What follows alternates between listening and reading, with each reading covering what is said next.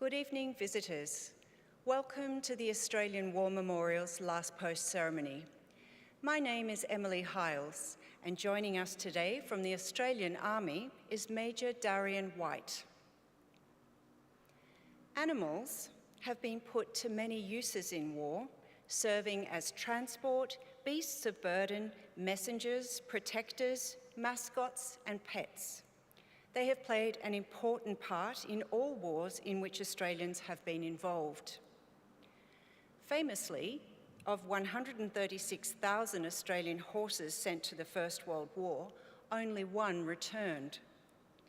After General Bridges died in May 1915 from a wound sustained at Gallipoli, his favourite horse, Sandy, returned to Australia, eventually finding a home at the Australian War Memorial. While the donkey, made famous by Simpson, is perhaps the best-known example of a beast of burden, mules were in constant demand to carry supplies to the front line. The Camel Corps was formed in the early years of the First World War, and by late 1917, the Desert Mounted Corps had some 6,000 camels. The homing ability and navigational skills of carrier pigeons saw them used during the First and Second World Wars, and some were even awarded medals for gallantry. Working dogs were used by the Royal Australian Engineers in 1918, with sappers handling messenger dogs in the trenches of France. Search dogs were used from 1944 after the raising of the 1st Australian Dog Platoon.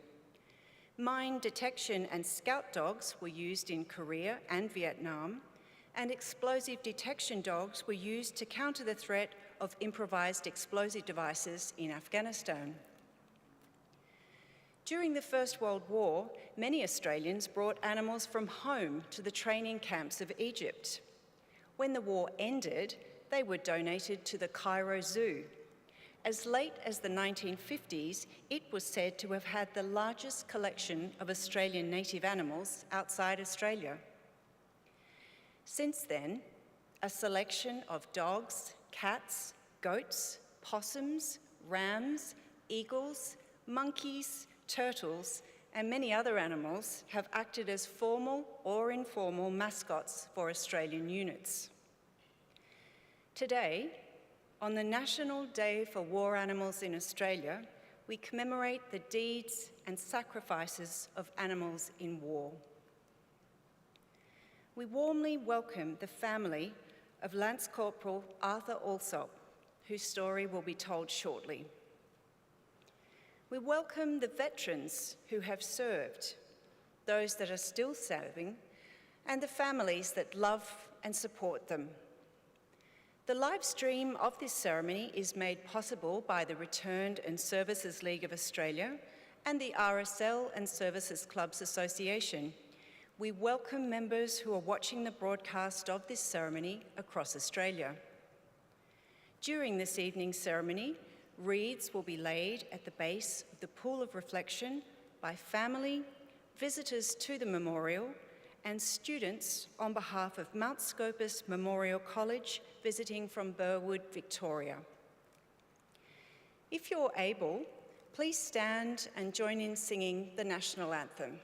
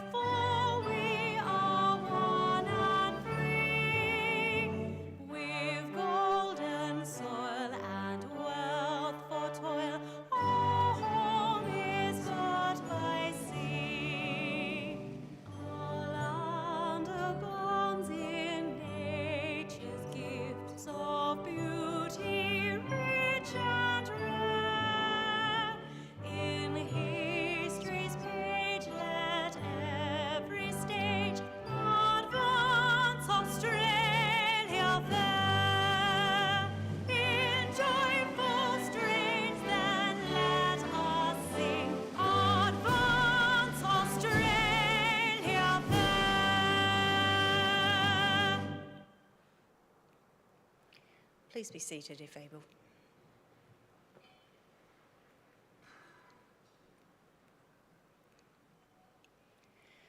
The Australian War Memorial was the vision of Charles Bean, Australia's First World War official historian. Bean landed with the Australian troops on Gallipoli and stayed with them at the front through to the end of the war. The idea of this national memorial and museum came to him at Pozières, France, in the depths of the bloody fighting of 1916. Bean's idea was that this would be a place where family and friends could mourn loved ones buried in faraway places. It would also be a place that could help all Australians understand what these men and women had endured and what they had done for us. Bean's vision, to which we remain true, is best expressed as inscribed in the entrance to the memorial's galleries. Here is their spirit, in the heart of the land they loved, and here we guard the record which they themselves made. Tonight, we will read the story behind just one of those on the Roll of Honour, which lists the names of more than 103,000 men and women who have given their lives for us in war and on operations for more than a century. But first, we present a lament, flowers of the forest. Wreaths and floral tributes will now be laid at the base of the pool of reflection.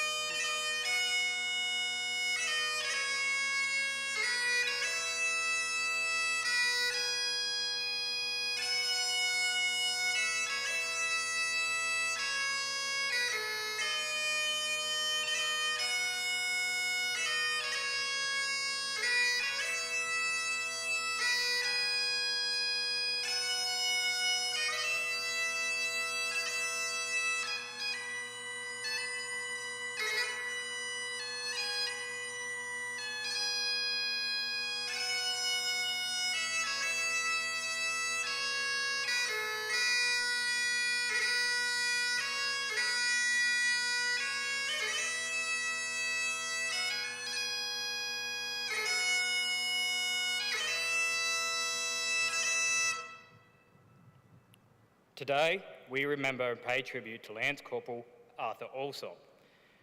Arthur Allsopp was born in Ripley, Derbyshire in 1883, the last of 7 children born to Joseph and Sarah Allsopp. He attended the Ripley Church of England School and completed a boilermaker's apprentice at the iron-producing firm Butterley Company. In 1902, Arthur married Lucy Ingham in Kent. The couple had 2 children, neither of whom survived infancy. In early 1913, With a contract to work as a boilermaker, Arthur embarked on a P&O steamer Ballarat bound for Adelaide, Australia. He travelled alone.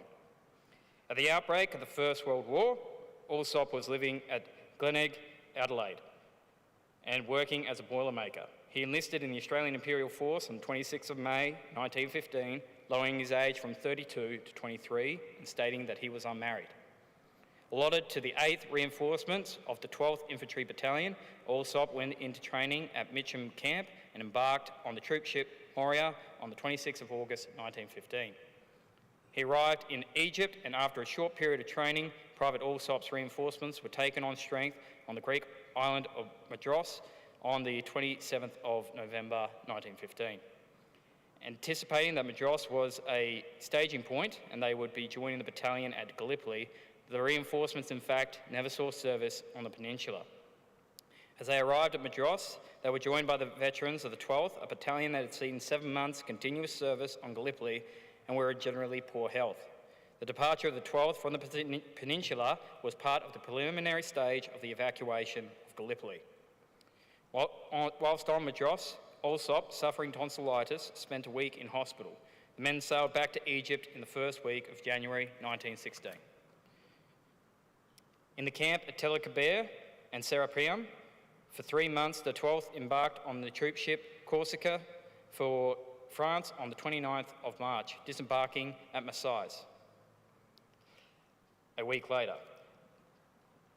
The men spent the next few months settling into life on the Western Front, alternating between frontline service and training behind the lines in northern France, known by the men as the nursery sector. By mid-July, the battalion had moved south into the Somme Valley to participate in the first major battle, the Battle of Pozières. The village of Pozières and its adjacent ridges offered valuable defensive high ground amongst the relatively flat area of the Somme Valley. At the beginning of July, the area was held by the Germans. Initial attempts by the British to capture the village or force the Germans to retreat had failed. A major Allied offensive was launched on the village and its surroundings on the 23rd of July 1916. Over the next 42 days, the Allies made 19 separate attacks against German positions in and around Pozières. Although they ultimately succeeded in capturing the village, it came at a very high cost. 5,285 casualties came from the 1st Australian Division in the first 5 days of fighting. One of those wounded was Private Allsopp. Admitted to No. 3 Stationary Hospital at Rouen on the 23rd of July with a gunshot wound to the face, he was invalided to England and spent the next 6 months in hospital. His recovery was hampered by persistent hemorrhoids, a condition which was debilitating and required surgery. On the 8th of March 1917, Allsopp rejoined his unit at Danacourt, France. He was promoted to Lance Corporal. In May, the battalion faced German flamethrowers, Flammenwerfer, for the first time. The unit diary of the 12th records the effects these weapons had as very demoralising for the men. Fighting in summer of 1917 was fierce and huge numbers of men were killed or wounded. By August, the 12th had moved north to Belgium and Allsopp was sent to the 3rd Brigade's non-commissioned officer school. It was here, whilst acting as a temporary corporal, that Allsopp was wounded a second time. On the 7th of September, at the training schools at Viets-Bedouin, soldiers were engaging in making dummy cartridges from live rounds. A live round was mixed with the dummies, and during the exercise, temporary Corporal Allsopp was accidentally shot in the hip. Fortunately, the wound was not too serious, and after a month of convalescing, Allsopp was able to rejoin his unit. Having returned to his rank of Lance Corporal on the 14th of October 1917, Allsopp rejoined his unit, now entrenched near Westhoek Ridge. Allsopp attended a 10-day gas school, rejoining the battalion on the 27th of October. On the afternoon of the 2nd of November, at Zannebaker, near Ypres, Lance Corporal Allsopp was part of a group sent to carry rations. As they made their way towards the support trenches, an artillery shell burst nearby and startled the mules carrying the rations. One animal stampeded. Allsopp chased the mule and caught it and was returning to a ration party when he was hit by a shell. In the Red Cross inquiry into his death, several of Allsopp's mates record seeing him killed. One wrote, "I was near him and saw him killed outright by a shell. He was hit in the head." I don't know if he was buried, he was a very good sort. Arthur Allsopp's body was never recovered. He was 35 years old. His final resting place was lost during the subsequent fighting, and today he is commemorated at the Men in Gate Memorial to the Missing at Ypres, Belgium.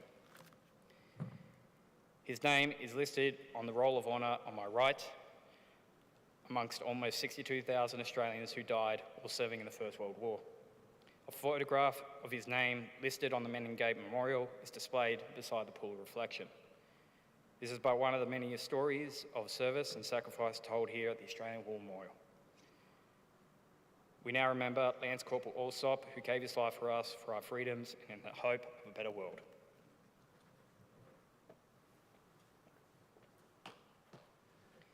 Please stand for the reading of the ode and the sounding of the last post.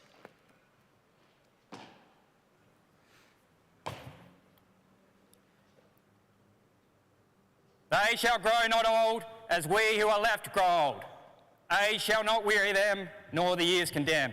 In the going down of the sun and in the morning, we will remember them. We will remember them.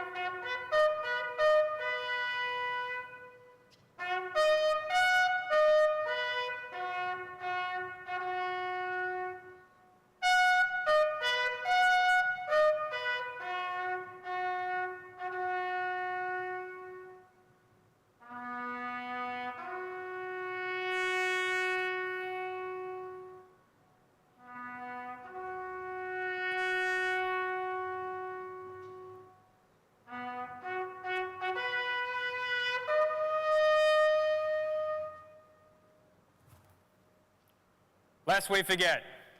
Lest we forget.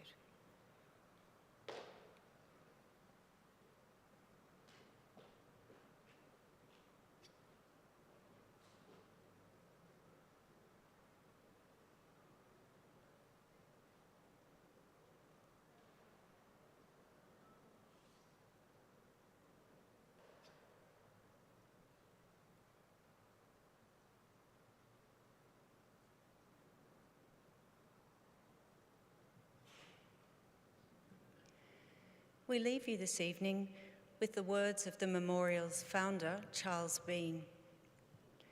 Many a man lying out there at Pozières or in the low scrub at Gallipoli, with his poor, tired senses barely working through the fever of his brain, has thought in his last moments, well, it's over. But in Australia, they will be proud of this. Ladies and gentlemen, that concludes the last post ceremony. On behalf of our director, staff and volunteers, thank you for visiting the Australian War Memorial today and for your continued support of the Memorial's development project. We wish you all a very pleasant evening.